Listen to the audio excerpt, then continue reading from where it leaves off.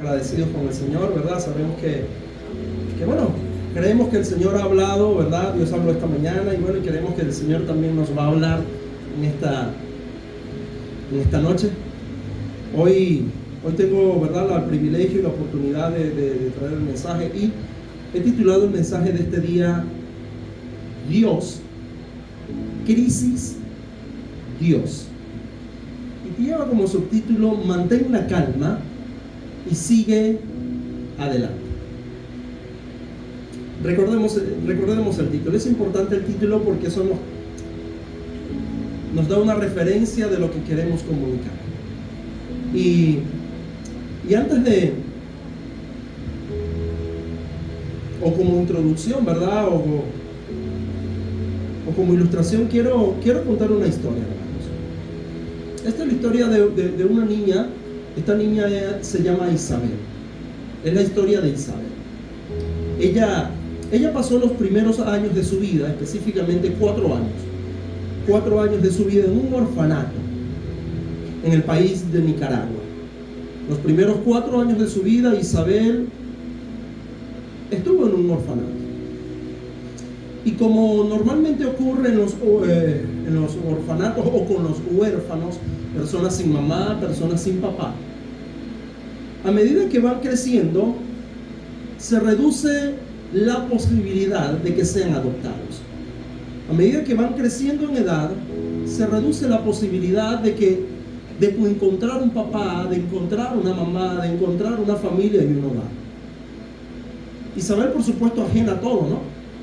Pero normalmente aquellos que van a adoptar les recomiendan que sean niños pequeños, niños de meses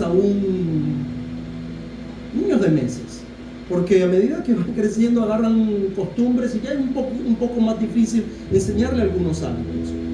Isabel, aunque desconocía de todo, ella estaba perdiendo un poco las esperanzas, o por lo menos el orfanato estaba perdiendo las esperanzas de que pudieran adoptar a Isabel. En una oportunidad Isabel estaba jugando con algunos niños, en un salón, estaba jugando con niños, ¿no? De 4 añitos, estaba brincando y ustedes más o menos pueden imaginar lo que hace un niño de 4 años. Resulta que en medio del juego se cerró muy fuerte una puerta y le trancó el dedo. Sí, yo sé que eso. Agarró y ¡pum!, se cerró la puerta y le machucó el dedo a Isabel. Se lo estalló. Y como se cerró la puerta, Isabel estaba aprisionada con la puerta. Estaba ahí con la puerta y no podía sacar el dedo. Claro, ella no estaba en un asunto de evaluando, no, ella estaba llorando. Ella pegó el grito de su vida, el grito tan agudo como su dolor, tan chillón como su dolor. No había ningún adulto en ese lugar que estuviera bajo supervisión, pero en ese lugar sí estaba alguien llamado Ryan. Ryan y su esposa eran candidatos a ser padres y estaban esperando porque ellos querían adoptar un niño. Pero Ryan, al escuchar el golpe de la puerta y escuchar los llantos de Isabel, él era el único adulto que estaba allá y fue corriendo a auxiliarla. Cuando él fue corriendo a auxiliar a Isabel, bueno, le abrió la puerta y bueno, Isabel con el dedo explotado. Ahí fue cuando llegaron los demás, bueno, la atendieron, la cuidaron y bueno, Brian hizo su trabajo y siguió esperando. A veces nos preguntamos de por qué Dios permitió que esto le sucediera a Isabel. Es una niña de 4 años, inocente, no tiene papá, no tiene mamá, vive en un orfanato, la suerte de ser adoptada se le estaba agotando. Y el dedo se le estalló. ¿Por qué Dios puede permitir? Un Dios benevolente, un Dios que es bueno, un Dios que todo lo puede. ¿Acaso Dios pudo evitar que esa puerta le cayera en el dedo a Isabel? Yo creo que sí. Y si Él es tan bueno, ¿por qué permitió el dolor en Isabel? Dolor que se le añade a otros dolores, como no tener papá o como no tener mamá, como ser abandonada a meses de venir a este mundo? Son preguntas que a lo mejor nos hacemos y se hace todo el mundo. Un Dios bueno permite cosas malas. ¿Qué clase de Dios es ese?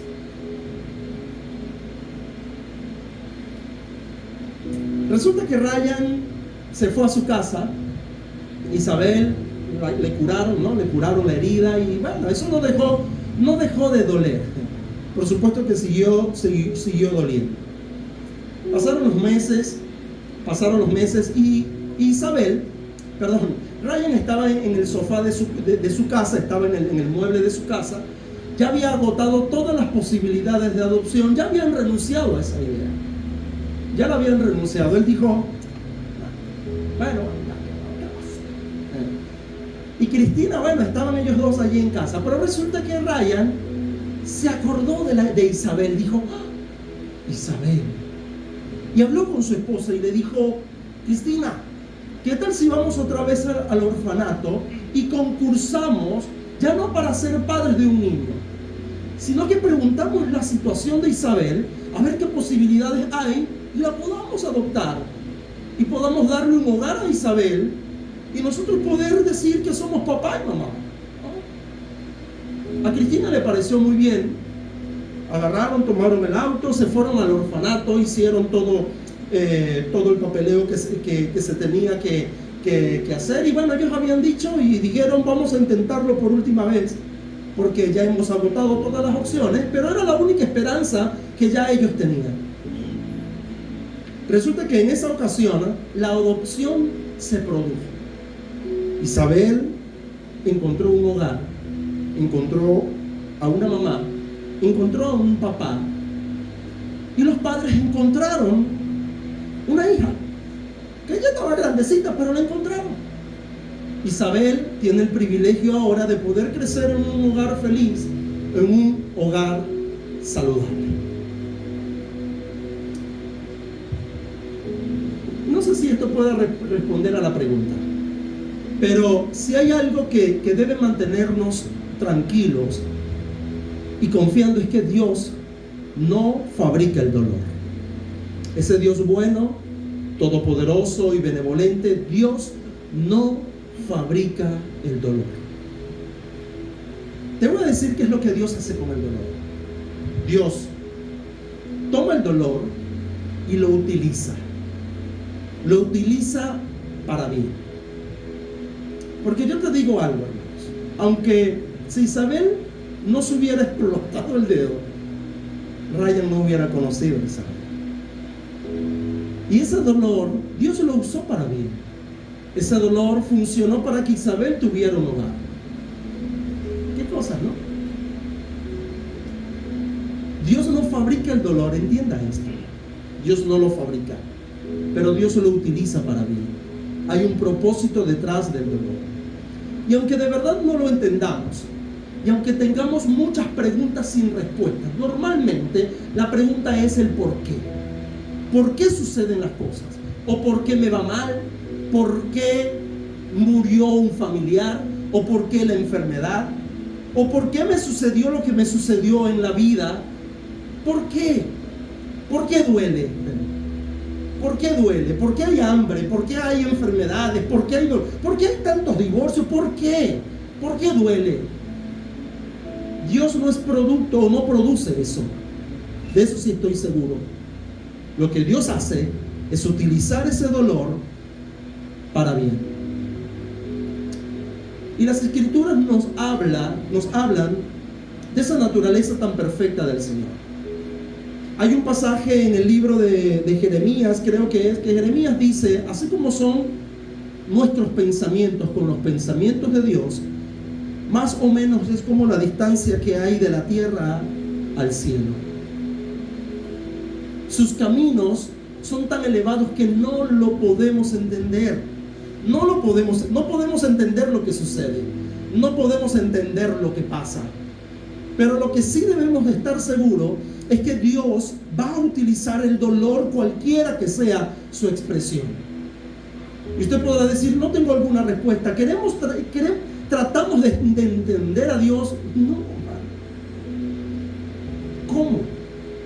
Romanos capítulo 11, el versículo 33 dice: cuán insondables son sus juicios e inescrutables sus caminos. Recuerdo una oportunidad, un pasaje, una historia en la Biblia, por ejemplo, Job. ¿Se recuerdan las calamidades de Job?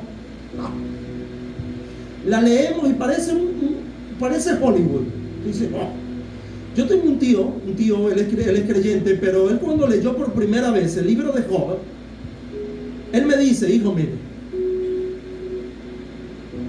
fue tanto que me absorbió ese libro que cuando yo terminé ese libro, él dice que él cerró la Biblia sorprendido. Cerró la Biblia y dijo: esto no puede ser verdad. Esto no puede ser verdad. ¿Cómo es posible que un hombre en un día pierda a todos sus hijos? Un techo le caiga encima, se queme la casa donde estén, pierda a sus hijos, pierda su trabajo, pierda la materia prima con lo que él pueda producir? Porque muy bien podemos fracasar en algo, pero usted dice: pero tengo unos ahorros que me va a ayudar a empezar otra vez. No, eso también lo perdió Job. Y de paso pierda la salud, porque usted dice: bueno, ese es el consuelo, ya no tenemos dinero, pero ahora Dios nos dé bastante vida y salud para seguir adelante y que tengamos fuerza. Bueno, le digo que Job también perdió su salud. Y parece que Dios le dejó nada más lo malo, que eran los supuestamente amigos, una esposa que no era nada creyente. Y bueno, y comenzamos a ver la historia de Job, los argumentos de Job, lo que hicieron sus amigos y todo lo demás. Y Dios guardó silencio. En medio del dolor, Dios cayó. Y cuando Dios comenzó a entrar en escena, cuando empezó el trato con Job, comenzó a hablarle a Job. Comenzó con el capítulo 38. Durante 37 capítulos Dios guardó silencio. Y a veces pensamos que Dios no está en el dolor. Yo creo que Dios está. Porque aquí es donde está el asunto. Podemos de verdad ver lo que Dios está haciendo a través del dolor. A veces no lo vemos. A veces vemos es que duele. Podemos asumir que en medio de la crisis, que en medio del dolor, en medio de los desacuerdos, Dios puede estar haciendo algo. A veces pensamos que no. Y a veces pensamos: Dios nos ha abandonado. Porque eso es lo que produce, es el producto de la crisis. Escucha esta otra historia, hermanos. En una oportunidad, un pastor se había sentado con un miembro de la iglesia y les tocó reflexionar acerca de lo que ese hombre había vivido 7 años atrás. 7 años atrás. El pastor le pregunta: ¿cómo está la salud de tu hijo? Y me dice: excelente, pastor, está normal. Mi hijo ahora es un deportista, juega, no hay ningún impedimento para que él tenga una vida normal. Resulta que el muchacho tenía 14, 15 años y 7 años antes el muchacho estaba jugando. Miren, el muchacho estaba jugando con unos primos. Estaba jugando, un niño de 7 años, dele para acá y dele para allá y dele para acá. Resulta que el niño sufrió un duro golpe en el estómago. Un golpe muy fuerte. Y a partir de allí el niño comenzó a agudizar su dolor, que al día siguiente tuvieron que llevarlo al hospital de emergencia. Y en medio de tantos exámenes, en medio de tantas pruebas, le detectaron al niño un tumor cancerígeno detrás del vaso. Yo creo que está por aquí, no sé. Ahorita que por aquí está el corazón. Pero le detectaron un tumor cancerígeno detrás del vaso. Y el doctor dijo: tenemos que ponernos en marcha porque hay que comenzar los tratamientos. Y después de meses de agonía, el hombre le comentaba al pastor, después de meses, fueron meses muy tristes, meses que muchas cosas pasaban por nuestra mente. Un niño de 7 años sometido a quimioterapia, sometido a una operación. ¿Por qué? Porque ¿qué hizo el niño? Era una buena familia. ¿Por qué Dios permite esto? Y en medio de todo eso, comenzó el tratamiento. Y ya después de algunos meses se superó el cáncer, y en medio de tantos exámenes, el niño ya es un niño sano. Lograron detectarlo a tiempo. ¿Sabe por qué lograron detectarlo a tiempo? Por un golpe en el estómago. El dolor del golpe del estómago llevó al descubrimiento de ese tumor a tiempo. Y el padre le decía al pastor: estoy reflexionando en relación a esto, hermano, que Dios utilizó ese golpe en el estómago para poder detectar el tumor en mi hijo. Dios lo usó, así como Dios usó el dedo machacado en la puerta, el dedo de Isabel machacado en la puerta, el dolor de esa niña, para que pudiera conseguir un hogar. Dios utilizó el golpe en el estómago de su hijo para poder someterlo al tratamiento. Y dice, fueron meses de oración, mucha oración, y de tratamiento, de ir a doctores, de ir a medicamentos, que fueron momentos difíciles, claro que sí. Que al niño comienza a caerse el cabello, comienza a cambiar el color de piel. El niño comienza ya, no puede llevarse, tiene que estar acostado. Fueron momentos difíciles para los padres, para el niño también, que a lo mejor no entendían del porqué de las cosas. Todo por un golpe en el estómago. Y el padre está agradecido y dice, qué bueno que se golpeó el estómago. Y a lo mejor cuando le cuenten la historia a Isabel va a decir, gracias a Dios se me explotó el dedo en esa puerta, porque si no, Ryan no hubiese conocido a la niña. Dios no fabrica el dolor, hermanos. Dios lo utiliza. Lo utiliza para su gloria. Y lo utiliza para nuestro bienestar, aunque en medio de la crisis no lo creamos. Porque indiscutiblemente, mire, esto no tiene discusión. Aquí no nos vamos a sentar que decir que sí, que no. Aquí no hay debate. Porque la crisis nos deja desequilibrados. La crisis nos deja muy confundidos. Y más nos confunde cuando nos hacemos preguntas del por qué el bueno sufre. Está bien que el malhechor sufra. Está bien que pague por lo que hizo. Está bien que vaya a la cárcel. Eso está bien. Es justicia. Pero ¿qué hay del inocente?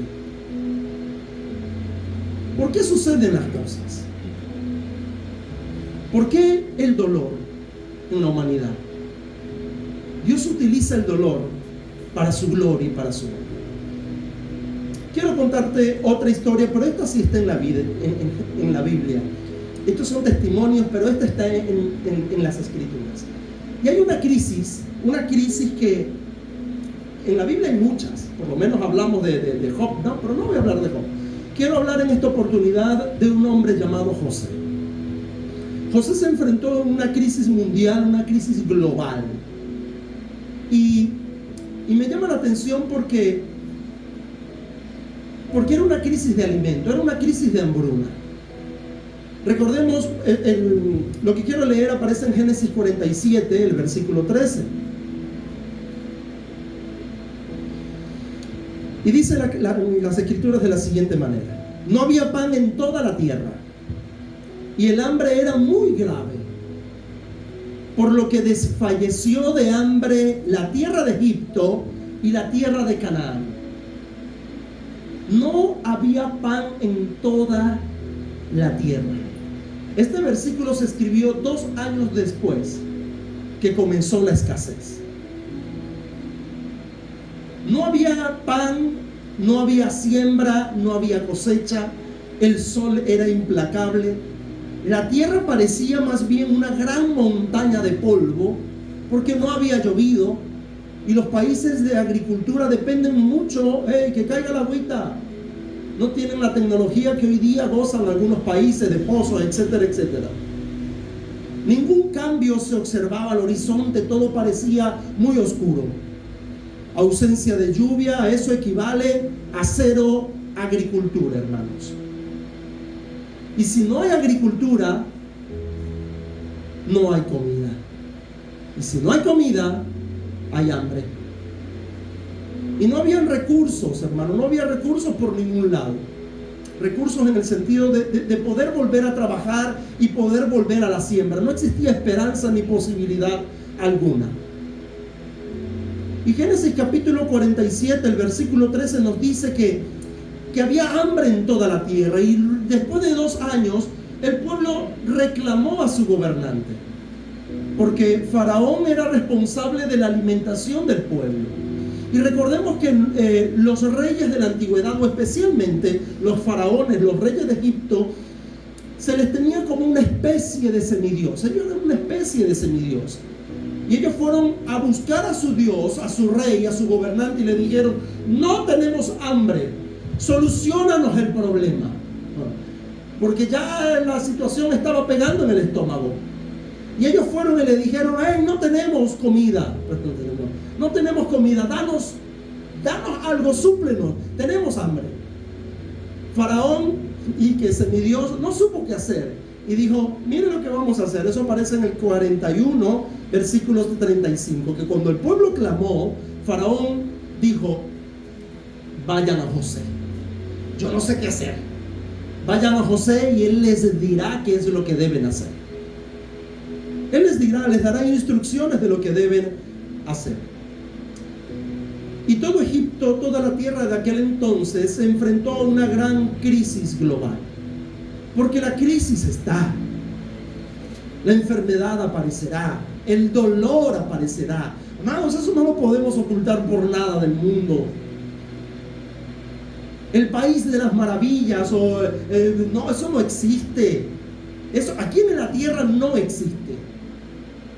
Por eso a veces estoy en contra de esas iglesias que enseñan una fe falsa, con una fe que dice: vamos, que tú lo vas a lograr, y la gente queda más frustrada que quién sabe, más frustrada porque tienen años. Y no, háblenle con la verdad a la gente, díganle que la vida es dura, díganle que vamos a pasar problemas, vamos a tener dificultades, díganle que no es tan fácil el declararlo y recibirlo, no es tan fácil como lo pintan.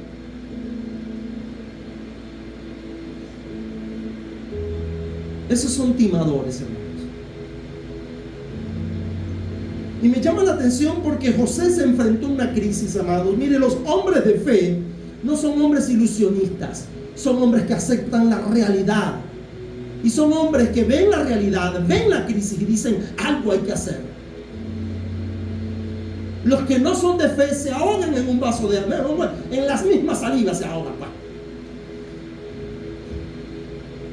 A veces uno como: ¿qué pasó, Pastor? ¿Con qué? Mi agua tenía en la mano. Ya ustedes saben más o menos saben con qué se ahoga. A mí me salió. Bueno, los hombres de fe, por cualquier problemita, por cualquier crisis, la exaltan de tal manera que quieren renunciar a todos, hermano. Los hombres que no tienen fe. Y cuando hablo de hombre, hablo también de mujeres. Pero cuando vemos a José, yo creo que tenemos un gran ejemplo en las Escrituras. No sé cuál es tu crisis, de verdad que no la sé, pero de que tienes una crisis. A lo mejor la crisis de uno es más grande que la crisis de otro. Y a lo mejor tú ves la crisis de alguien y dices: te vas a preocupar por eso. Hermano, deje cada quien con su tribulación. He escuchado personas decir, se enorgullecen de sus problemas o de lo que pasaron, y cuando viene alguien a contarle un problema menor, dicen: si supieras por lo que yo he pasado. No, esa no es la palabra. Porque a lo mejor nosotros estamos diseñados para soportar un poco más que nuestro hermano o que nuestra hermana. Y a veces no tenemos empatía. Es como los muchachos de uno. A ver, en estos días la niña, una cortadita así, una rayita así. Y eso no. Y yo miraba, en serio, por una rayita así, de verdad. Y esa decía: ay, una curita ¿dónde? Diga.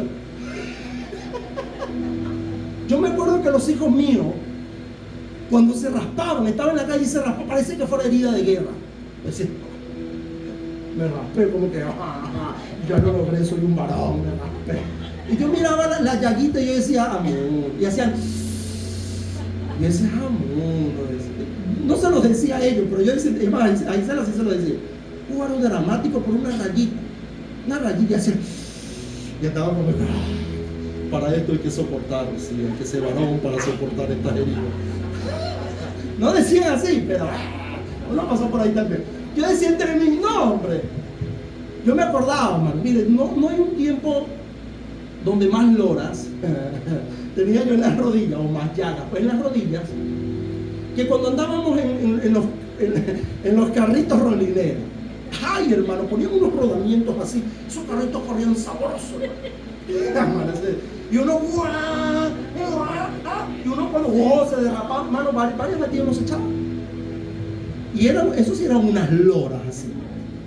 Y después uno decía, no se hace así. Y vamos otra vez, y las rodillas sangrando. Y vamos otra vez. Y uno se volvía a montar, y al otro día ya veía cómo estaba secándose. Pero a los 2 o 3 días uno se volvía a caer, se volvía a hacer la lora, hermano. Y uno tranquilo.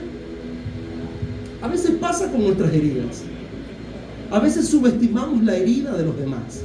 Porque nuestra herida es una madre lora y la de los otros es una rayita. Y decimos, eso. Hermano, cada quien tiene su crisis. Cada quien vive lo que vive. Y a lo mejor para nosotros es poco lo que otro ha vivido por lo que nosotros hemos vivido. Pero eso no nos da derecho a desestimar. Eso no nos da derecho a no ser empáticos. A no estar en el lugar de otro. No nos podemos enorgullecer por lo que yo antes. No se trata de lo de antes. Se trata que cada quien tiene su crisis. Y yo estoy seguro que delante de mí yo tengo personas que están pasando por crisis en su casa. Crisis económica, crisis con relaciones, a lo mejor con el vecino o con los que están peor aún debajo de su casa. Están pasando crisis, es posible de alguna enfermedad, crisis en cuanto a sentimental. Están pasando por situaciones difíciles. Y no voy a sacar a algunos vecinos, tú sí, tú no, todos los que estamos aquí. Todos. A lo mejor estamos pensando mañana cómo vamos a hacer para arreglar el caucho. Bueno, pero estamos pensando en eso. Tenemos nuestras crisis. Tenemos cómo hacemos para que el carro no nos prenda, porque a veces no nos prende y hay que irnos a pie. Tenemos nuestras propias crisis. Y a lo mejor otro dice, bueno, pero es que yo he caminado 50.000 kilómetros en un día, ¿vale? Y te vas a preocupar. Pues sí, nos preocupamos. Porque cada quien tiene su crisis. Y hay que respetar la crisis de los demás. Y me llama poderosamente la atención, hermano, porque no sabemos manejar las crisis muchas veces, ya sea una lora así o una rayita. Como cualquiera que sea tu crisis, a veces no sabemos cómo enfrentarla. O peor aún, ¿cómo la vemos? Es la pregunta. ¿Cómo la vemos? ¿Cómo vemos nuestra crisis? ¿Cómo lo vemos? ¿Te has preguntado alguna vez eso? ¿Cómo la estoy viendo? Bueno, te voy a decir cómo la vio José. José en el capítulo 45, que me llama la atención lo que José dijo. Y no solamente por lo que dijo, sino por lo que este hombre hizo. El capítulo 45, el versículo 5 y el versículo 7.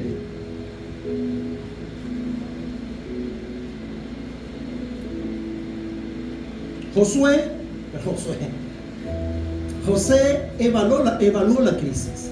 José hizo una evaluación de la crisis, cosa que nosotros no hacemos. Y si lo hacemos mal. Evaluamos y decimos, bueno, es que eso fue por culpa mía. Y nos preguntamos el por qué. Si de verdad la crisis es aguda, nos preguntamos por qué. Y empezamos a decirle, Señor, ¿por qué? ¿Por qué no puedo tener una mejor casa? Señor, ¿por qué no puedo tener un medio de transporte? No te pido riquezas. Y oramos como oró las palabras de Agur, creo que es, o el rey Lamuel, por ahí está en Proverbios. No me des riqueza ni pobreza, no sea que si me das riqueza me olvide de ti, y si me das pobreza reniegue de ti. Manténme del pan necesario. Y hacemos hasta esas oraciones, pero ni aún hasta allá alcanzamos. Y nos preguntamos por qué. ¿Por qué nací en tal sitio? ¿Por qué hice esto? ¿Por qué no? Y son preguntas que vienen, preguntas existenciales. Que por cierto, ayer hablamos en clase algo acerca de la filosofía existencial. que no es el tema, pero bueno, me fui por otro lado. Pero igual. Okay. Entonces José enfrentó la crisis de esa manera. La vio de esta manera. Y el versículo 5 dice: ahora pues, no os entristezcáis, ni os pese haberme vendido acá. Él se lo estaba hablando a los hermanos. Los hermanos estaban muy apenados porque habían vendido a José. Y dice: porque para preservación de vida me envió Dios delante de vosotros. Mire cómo José vio la crisis. Dice: no les pese haberme vendido, porque para preservación de vida Dios me ha enviado hasta este lugar. Primero, menciona a Dios. ¿Dios dónde? Dios antes de la crisis. No les pese. ¿Usted cree que José no sufrió? Claro que sufrió. Pero mire cómo él vio la crisis. Ahora José estaba siendo un administrador y estaba manejando la crisis que había no solamente en una nación, en todo el mundo. Y el versículo 6 dice: pues ya ha habido 2 años de hambre en medio de la tierra, y aún quedan 5 en los cuales ni habrá arada ni hará siega. 7 años sin agricultura. Y mire lo que dice el 7. Vuelve a decir: ¿y Dios? ¿Dios dónde? Dios en la crisis. Y Dios me envió delante de ustedes para preservarlos a posteridad sobre la tierra y para darlos vida por medio de gran liberación. Dios antes de la crisis, Dios durante la crisis y Dios después de la crisis. Dios siempre está. Y Dios estuvo siempre presente en la vida de José. Qué tremendo, ¿no? Y José comenzó a hacer cosas que por sabiduría propia no iba a poder, no lo iba a lograr. Cuando José hizo la evaluación de la crisis, José veía a Dios en todos lados. Y ahí es cuando usted y yo nos preguntamos: ¿de verdad podemos ver a Dios cuando nos machucamos el dedo en la puerta? Isabel lo pudo ver. O te paras a las 2, 3 de la mañana para ir al baño y te llevas el dedo, te llevas la cama con el dedo pequeño. ¿Usted ve a Dios ahí? Usted dice: a lo mejor Dios quiere que usted se despierte porque no quiere que vaya medio dormido al baño. Aquí ya suponiendo cosas, ¿no? Pero en medio del dolor Dios está. A veces no vemos a Dios en el dolor, pero Dios estuvo cuando Isabel se machucó el dedo. Dios estuvo cuando el niño de 7 años recibió un duro golpe en el estómago. Dios también está en nuestra crisis, hermanos. ¿Podemos ver a Dios ahí? De verdad que sí. Vamos a esforzarnos, se requiere fe para eso. José vio Dios, hambruna, Dios. ¿En serio? Un Dios todopoderoso, un Dios benevolente que dice que es bueno en medio de la hambruna. Esto no puede ser. La Biblia no oculta la naturaleza de Dios. La Biblia no oculta la naturaleza o la crisis de la humanidad. La Biblia habla de que el hombre siempre estamos sumergidos en detalles y problemas de la vida. Jesús dijo: en el mundo vas a tener aflicción. Jesús fue un líder, y es un líder que nos habla con la verdad. Es un líder que no dice, bueno, no nos trata con lisonjas para hacernos permanecer. No, Él nos dice lo que va a suceder y lo que es y lo que vendrá. Pero dice: yo voy a estar con ustedes en medio de la enfermedad, en medio del dolor, en medio de la oscuridad. Voy a estar con ustedes. Voy a estar con ustedes y les voy a ayudar. Porque fue Dios quien ayudó a José. Fue Dios quien ayudó al pueblo de Egipto. ¿Cómo puedes describir tu crisis? ¿Cómo describe Daniel su crisis? ¿Acaso la estamos describiendo economía? ¿O dentro de esa fórmula metemos a Dios? ¿Cómo describimos nuestra crisis? Estamos describiendo hambre. Contamos, sacamos cuentas y las cuentas no dan. ¿Cómo describimos nuestra crisis? ¿Acaso está pasando por una enfermedad? Dice enfermo. ¿Podemos meter a Dios en medio de la enfermedad? ¿Que Él puede sanarnos y hacer cosas para levantarnos? ¿O acaso estamos viviendo una crisis en la familia? Y decimos familia, familia, como familia, familia, familia, no, que con de familia, y empezamos a renegar, o estamos viendo a Dios en medio de la crisis, en medio del problema familiar. ¿Lo estamos viendo? ¿Cómo estamos evaluando nuestra crisis? ¿Cómo la evaluamos? ¿Cómo la vemos? ¿Cómo la vio José? José dijo, ustedes me enviaron, me vendieron como esclavo y yo vine hasta aquí. ¿Por qué? ¿Por qué fue el mal que le pasó a José? ¿Por qué José dijo lo que dijo? ¿Y por qué fue la calamidad de José? Lo metieron en el cisterna. Y en el cisterna José clamaba ayuda. Y decía, hermanos, sáquenme de aquí, hermanos, no me dejen aquí. Y los hermanos comiendo debajo de un árbol, escuchando los llantos de su hermano. Hay que estar bien endemoniado yo para poder hacer lo que los hermanos hicieron. ¿Dónde el diablo metido? Y los hermanos escuchando a José, hermanos, sáquenme, Rubén, Judá, sáquenme de aquí. No me dejen morir, agonizando el muchacho. Y ellos comiendo Coca-Cola, tomando pan relleno de mortadela debajo de un árbol. No, hermano. Hay que tener de verdad, no hay que tener corazón. Pero ¿sabe qué vio José? A Dios en el cisterna. Luego lo sacaron, lo vendieron como esclavo. Amados, de sacar de la cisterna para venderlo tuvo que haber una negociación. Y cuando usted negociaba con un esclavo o con una persona, el comprador tenía que tocarlo, tenía que decir, tienes músculo, las piernas también, vamos a ver los dientes como están. Oh, no, el hombre. Y José y tocando y decía, ¿qué están haciendo? Y empezó la negociación. Y José ahí. ¿Usted cree que eso no duele? Pero cuando José empezó a ver, dijo, Dios también estaba ahí cuando me vendieron como esclavo. Parece locura. ¿Qué es esto? Por eso la Biblia dice que la palabra de la cruz es locura para los que se pierden. Pero para los que se salvan, es poder de Dios. Es poder de Dios. Y cuando José fue llevado a la casa de Potifar, fue llevado como esclavo, fue vendido a la casa, y después de allí fue calumniado, injuriado, lo metieron en la cárcel, y todo lo que sucedió, todo lo que pasó en la cárcel, el privilegio que tuvo, y bueno, cuando llegó Faraón, para los 7 años de abundancia, interpretó el sueño de Faraón, y de repente vinieron los 7 años de escasez. José estaba lidiando con una crisis global, también con una crisis familiar, porque le llegaron sus hermanos. Y Dios en todo, José en todo vio a Dios. Pregunto, ¿podemos ver a Dios? ¿Estás enfermo? ¿Puedes ver a Dios en la enfermedad? O cuando estamos alegres decimos, que yo soy hijo de Dios. Si somos hijos de Dios, que déjeme decirle que las Escrituras dicen que usted y yo somos la niña de sus ojos. Él nos va a proteger y nos va a cuidar. ¿Y por qué estoy en esta? Ve a Dios en medio de la crisis. Porque a veces nuestra vida se llena de tantos lamentos y vivimos lamentos y quejas con tanta naturalidad como si fuesen nuestro día a día.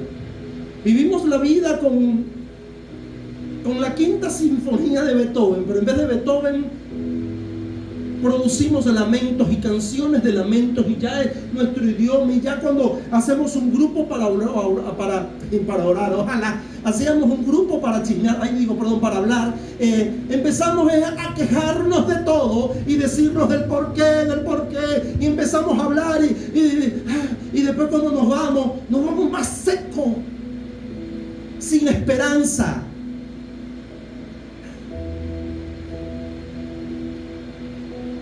Estamos pasando problemas, claro que sí.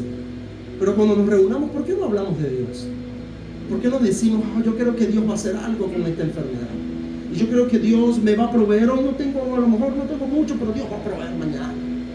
Y a lo mejor, el Señor va a hacer esto, y el Señor, yo creo, yo tengo fe. Y vamos a orar, vamos a seguir clamando, vamos a seguir haciendo. Porque Dios hará. Porque Dios hará. Amados, en medio de la crisis tenemos que ver a Dios. Y yo sé, hermano, entiendo profundamente, de verdad que sí. Porque no crea que aquí vino alguien que estaba ya sentado en la oficina de Dios y se bajó y dijo, me bajé con alas. No. También vivo en esta tierra. También vivo en un país llamado Venezuela. También tengo familias como usted. Y también estoy guerreando todos los días para salir adelante, para llevar el pan a la mesa de la casa y para poder hacer cosas y poder crecer y poder ser bendecido por Dios. Pero cuando nos llega la crisis, ¿qué sucede? Ahora tenemos que sacudirnos, guardar la calma. José vio a Dios en todo. José vio a Dios en cada espacio de su vida. Yo imagino a José meditando en lo que le pasaba. Yo decía, mira ahora dónde estoy. Mis hermanos me vendieron. Y entendió el propósito. Entendió el propósito. Si de verdad vivimos lamentándonos, hermanos, no nos extrañemos que la vida nos trate duro. No nos extrañemos que la vida cada vez se vuelva más dura, porque estamos comiendo del fruto de nuestros labios. Queja, lamento, el lenguaje del infierno, lo que yo llamo el lenguaje del infierno. ¿Sabía usted que el lenguaje del infierno es queja y queja y queja y queja y queja y queja? Porque eso es lo que se escucha en el infierno. Lloro y crujir de dientes, el ay, se escucha en el infierno. En el cielo no, el lenguaje del cielo es otro. Y si usted y yo somos hijos de Dios, aprendamos a hablar el lenguaje del cielo. Aprendamos a hablar el lenguaje de los ángeles, el lenguaje del Padre, porque allá es donde vamos a pasar la eternidad. Yo sé que hay cosas que nos duelen. Yo sé que si nos machucamos un dedo no vamos a decir, ¡oh, qué alegría! No, porque la niña Isabel pegó el llanto al cielo. Pero muy dentro de tu corazón tiene que haber una fe y decir, Dios tiene el control. Si de verdad estamos asumiendo que Dios no está en la crisis, estamos asumiendo que Dios no tiene el control de nada. Yo creo que mi Dios, aquel que murió en la cruz, tiene el control de mi vida. Y puedo descansar en la promesa de que Él nunca me va a dejar y nunca me va a desamparar. ¿Sabía usted que Dios estuvo en el machucón de dedo de Isabel? Dios ha estado y Dios estuvo en el golpe en el estómago de este niño. Dios estuvo en la venta de esclavo cuando José fue vendido como esclavo. Dios estuvo en el cisterna. Y sí, hermano, la cisterna apesta. El dolor apesta, la enfermedad apesta. La escasez apesta. El hambre es horrible, apesta. Claro que sí, no estamos negando esa realidad, pero lo que quiero es que nos enfoquemos es que Dios pueda hacer algo a través de todo eso. Durante 7 años José administró todos los bienes. No hubo siega, no hubo arado, no hubo siembra ni nada. ¿Usted sabe cuánto alimento se tenía que tener para alimentar a 2 naciones prácticamente? Mucho, hermanos.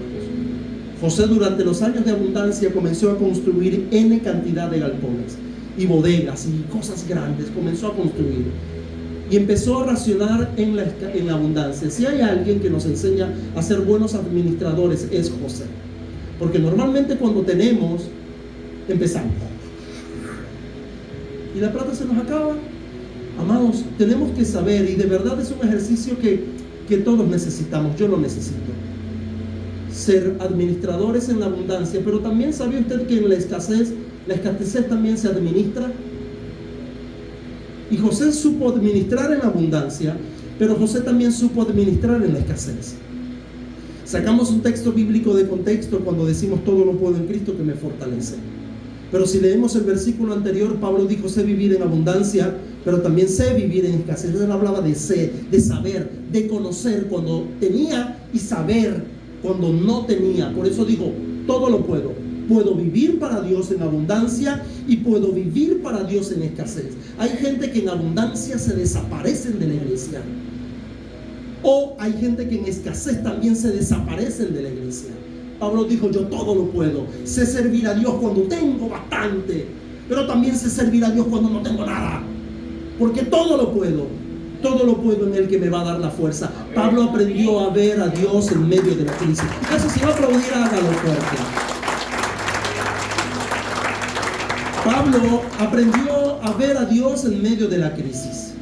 Pablo lo vio, José lo vio. Nosotros estamos viendo a Dios en la crisis. Podemos ver a Dios cuando hay problemas, cuando hay desacuerdos, podemos verlo. Nos falta, y considero que necesitamos aprender cada día más de las Escrituras, hermanos. Yo recuerdo en una oportunidad un hermano, él es pastor. Él comenzó a pastorear Él no estaba en su nación, sino que fue llevado a una nación, a otra nación a pastorear. Él llegó a ese lugar sin nada, sin nadie, y comenzó a la iglesia por un llamado.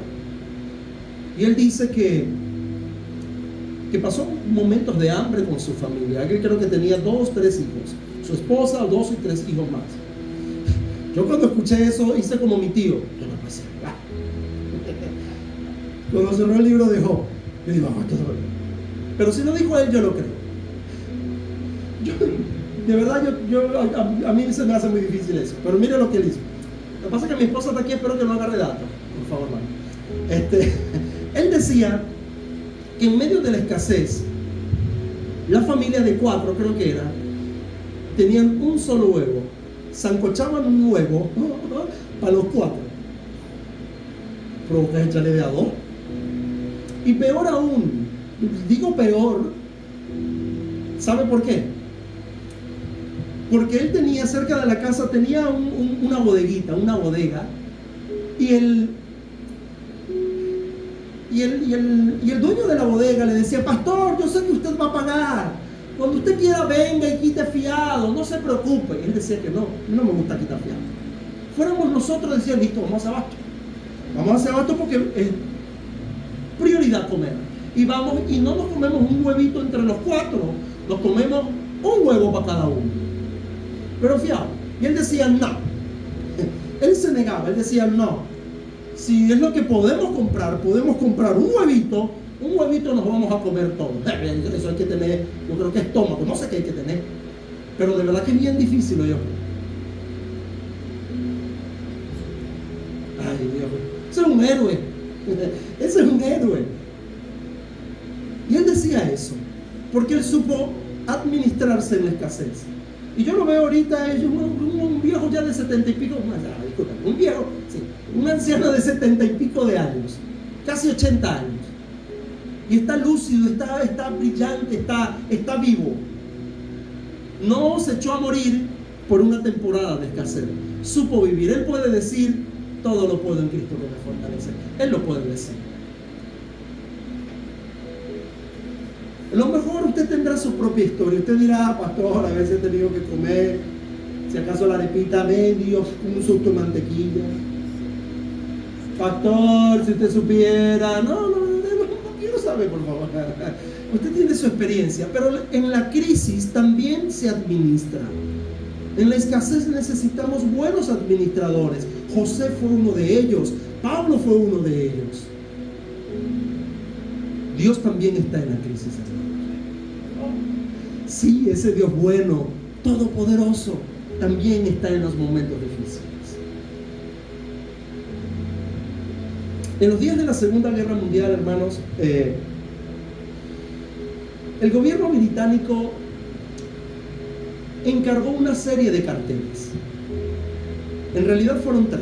El primer cartel surgió en el año 1939. Empezó la guerra y el gobierno británico dijo, empezó la guerra, vamos a tener un plan porque necesitamos que la gente confíe.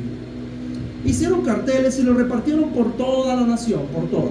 Y después vino un segundo cartel 2 años después, cuando ya Europa estaba siendo invadida por los nazis. Y las amenazas para invadir Gran Bretaña eran reales. Y cuando el rey Carlos VI, creo que era, y ahí estaba en el gobierno Winston Churchill, ellos dijeron y estaban un poco asustados porque los nazis se estaban fortaleciendo. Ya habían invadido Francia, habían invadido toda la costa de Europa. Y se disponían ahora a invadir y a conquistar Gran Bretaña. Ellos dijeron, bueno, ya hemos hecho 2 carteles. Y ellos hicieron y reprodujeron en masa un tercer cartel. Este cartel nunca salió a la luz, pero ellos lo hicieron por si acaso los nazis invadían Gran Bretaña. Ellos dijeron, si llegan a invadirnos, estos carteles saldrán a la calle. Este mensaje saldrá a la calle. Pero nunca lo usaron porque los nazis nunca invadieron Gran Bretaña, nunca. Y bueno, Hitler comenzó a retroceder el gobierno nazi comenzó a perder fuerza y bueno, hasta que logró ser vencido. El cartel decía: mantén la calma y sigue adelante. Por una posibilidad de invasión. El cartel decía: no se preocupen, habitantes de Gran Bretaña, mantengan la calma y sigan adelante. Si hay nazis caminando por nuestras calles, mantengan la calma y sigan haciendo lo correcto. Ese fue el mensaje del gobierno británico. Yo creo que en momentos de crisis podemos hacer lo mismo. Y yo creo que no es un mensaje para ellos, es un mensaje también para nosotros. Porque si hay algo que es cierto, amados, miren, no podemos controlar el clima. No podemos controlar una tempestad. No podemos controlar una enfermedad. Usted no elige, dice, bueno, a mí me gusta más bien enfermarme. Si es de enfermarme, me gustaría que fuera tal enfermedad. No, eso no lo podemos controlar, nos enfermamos y ya. No podemos controlar las acciones y decisiones de otros. No podemos controlar que usted vaya con su familia sano en un paseo de recreación y llegue un borracho a estropearle el carro y a malograrle su integridad. No podemos controlar eso. ¿Cómo lo controlamos? No podemos controlar y no podemos posponer o cancelar una cita a un terremoto. Decir, bueno, terremoto, no quiero cita con el terremoto. Eso no lo podemos hacer, se escapan de nuestras manos. Pero si hay algo que quiero que de verdad sepamos es que Dios está en la crisis. Y en medio de la crisis mantengamos la calma y sigamos adelante. Que ese es el problema que tenemos, nos paralizamos.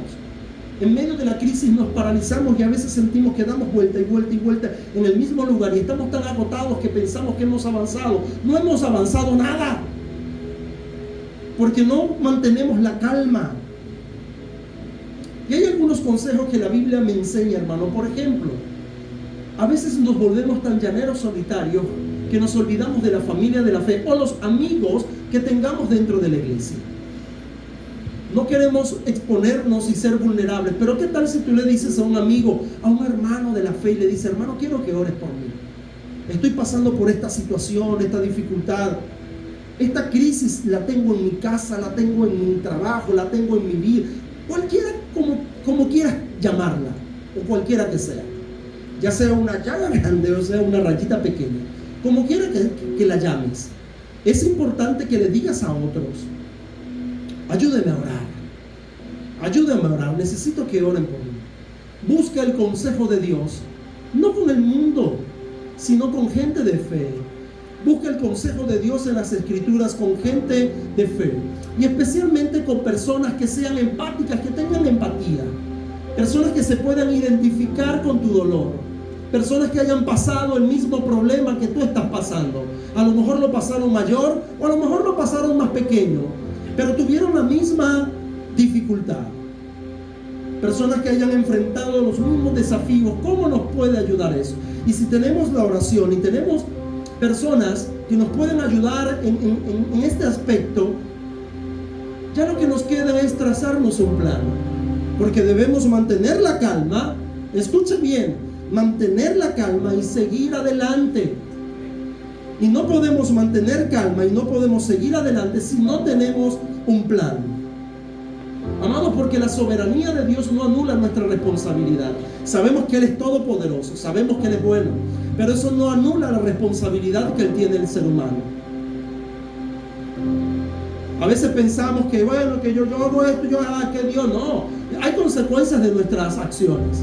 Nuestras acciones conllevan y tienen consecuencias. Hacemos lo bueno, hay consecuencias buenas. Hacemos lo malo y no podemos esperar cosa buena alguna.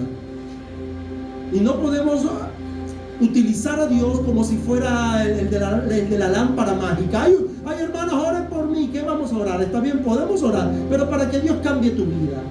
Porque no podemos pretender que si hemos hecho fechorías, hemos hecho cuantas cosas en la vida, no podemos pretender que las consecuencias no vengan sobre nosotros. Dios perdona, Dios promete perdonarnos y la culpa se va, pero las consecuencias quedan. La soberanía de Dios no anula nuestra responsabilidad. no la anula. Tenemos responsabilidades con la familia, tenemos responsabilidades con nuestra esposa, las esposas con sus esposos, tenemos responsabilidades en el trabajo. Usted podrá pedir mucha oración en la iglesia y decir: aleluya, hermano, quiero que oren porque mi trabajo está en peligro. Pero ¿te estás portando bien? ¿Estás llegando a la hora? ¿O eres un malcriado?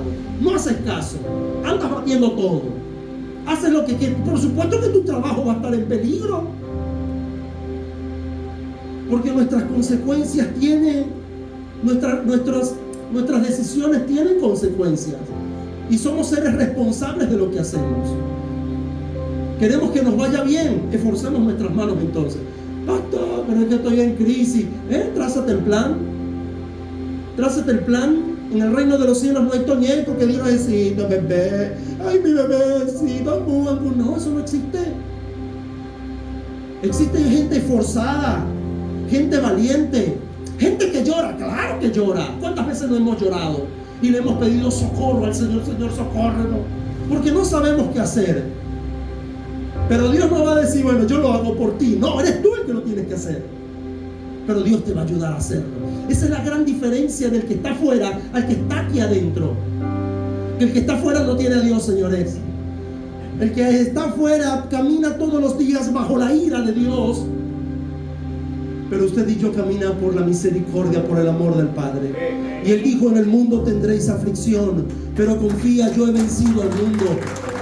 Y Jesús venció. Y si Él venció, nosotros también podemos hacer.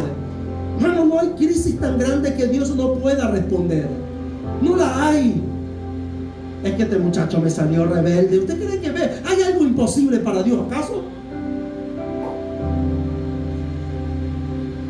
Nehemías fue un hombre que no solamente oró. Está bien orar, y estoy de acuerdo que debemos ser personas de oración, pero la oración nos debe llevar a confiar. El primer paso de un hombre de Dios es oración. Eso nos lleva a confiar, y la confianza nos lleva a actuar.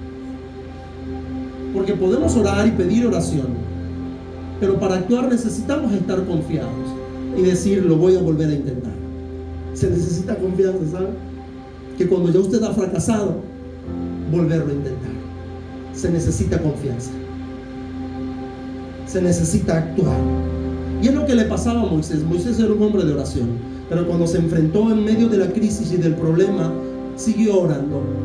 Y Dios le dijo: ya va, Moisés, ¿qué tienes en la mano? Tengo la vara, ok. Empieza a darle un golpe al mar y atraviesa, porque Faraón lo estoy reteniendo allá atrás. Atrás viene el ejército de Faraón, te va a comer como piraña. Haga algo, ya yo te escuché, yo te estoy escuchando, claro, hemos tenido conversaciones, hemos orado, ya yo te he dicho el plan. ¿Por qué necesitas seguir actuando? Ora y actúa, ora, confía y actúa, ora, confía y actúa. Golpea el mar. Y cuando golpeó el mar, se abrieron las aguas. Y todos comenzaron y pasaron en seco. Nehemías hizo lo mismo. Hombres de Dios que experimentaron la crisis. Amados, debemos de confiar en Dios para aquellos que no podemos cambiar. Para aquellos que no podemos cambiar, confiemos en el Señor. Tenemos el poder de la oración, confiemos en el Señor. Amados, pero tenemos que obedecer a Dios y hacer lo que sí podemos hacer. Dios nunca hará por nosotros lo que tú puedes hacer por ti mismo. Dios nunca hará por ti lo que tú puedes hacer por ti mismo. Pero sí estará contigo y estará en ti. Dios dijo: bueno, Moisés, aquí está, pues te voy a abrir el mar para dejártelo. Ay, bebé, para dejártelo. No, bebé, nada. Le digo: Moisés, dale un golpe, dale, pues, ¿qué te pasa, pues? Me llama la atención la respuesta que Dios le dio a Job. En medio de tanta calamidad, nosotros sentimos compasión de la gente, y está bien hacerlo. Y decimos: esito. Cuando Dios se le apareció a Job, me encanta esta respuesta de Dios. Claro, como no fue conmigo, por eso que me encanta. Y Dios se le apareció a Job en el capítulo, usted lee el capítulo 38, y dice: Job, ¿qué te pasa? Ahora vamos tú y yo a hablar. Has hablado mucho durante 38 capítulos, has hablado mucho y te has quejado mucho.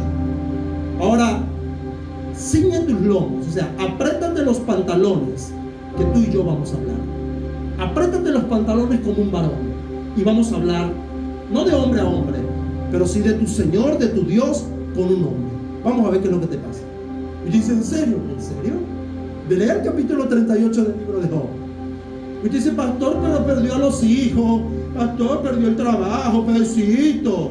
Bueno, pero eso no aplica para Dios.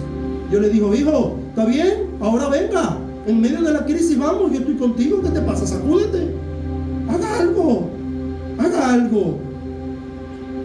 Debemos tener un plan. No dejemos que la crisis nos paralice, hermanos. No permitamos que la tristeza nos deprima, porque estamos esperando ayuda de alguien, que alguien me ayude, hermanos, no. Tienes un Dios que te fuerza. Rodillas paralizadas comienzan a moverse, manos caídas comienzan a moverse, esos cerebros que han estado cautivados comienzan a sacudirse. Está bien, es difícil no sentirnos tristes, pero no debes esperar que esa tristeza embargue tu vida y caigas en una enfermedad. Está bien sentir dolor en medio de la crisis, pero eso no nos puede consumir, porque el pueblo que conoce a su Dios se esforzará y lo logrará. Porque de verdad no hay motivo de alegría cuando hay una aflicción en nuestra vida, pero hay una fe inquebrantable que nos ayuda a sobreponernos ante las adversidades. No dejemos que el miedo nos intimide. Ay, no, es que tengo miedo. No, hágalo. Dios está con ustedes. Lo peor es no hacer nada en medio de la crisis. Lo peor es no hacer nada. Y lo más fácil que tenemos que hacer es quejarnos y comenzar a decir, ¿por qué a mí, Señor? ¿Por qué a mí? Porque parece que tuviéramos amnesia, o sea, nos olvidamos de cosas recientes y a veces estamos recogiendo el fruto de lo que hicimos. Yo le invito a creer es lo máximo. Y en medio de la crisis, aunque duela, mantengamos la calma. Pero por nada del mundo nos detengamos. Sigamos adelante, hermanos. Por nada del mundo nos detengamos. Sigamos adelante. A lo mejor las cosas están sucediendo no como tú creas que sucede, que esperaras que sucedieran. Te has esforzado mucho y no obtienes los frutos que anhelarías. Pero Dios dice, mantén la calma, sigue adelante. Dios está antes, durante y después de la crisis. Vamos a aplaudir a Jesús y vamos a ponernos en pie.